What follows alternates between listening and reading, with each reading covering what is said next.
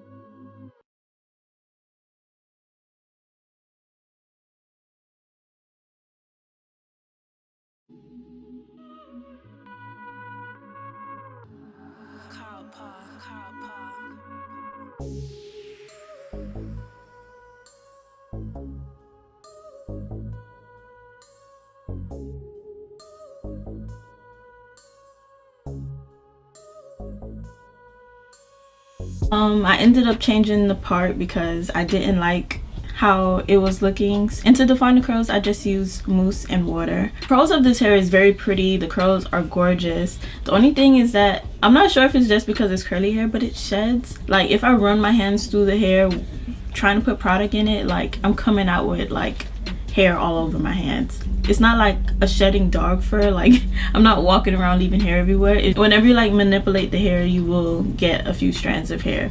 And yeah, I noticed that when I was washing it, and I noticed that when I was styling it as well. I don't know if it's because of my hairline, but I always have a hard time with lace wigs and like getting it to match up the way I want it to, and also at the same time not like covering my whole freaking forehead. Like I don't know, I naturally have a big forehead, and sometimes if the hairline comes too low, like it just doesn't feel right. I feel like this wig is more like on the medium and large side. Like this is a bigger wig, so if you're one of those people that have a hard time finding a wig that fits them, especially if it's like you always find yourself finding a wig that's too small, like this wig is for you. The wig does come pre-plucked. I did not pluck this wig, thank God. That's like one of the things I don't enjoy doing, is plucking wigs. So I was really happy that this wig came pre-plucked.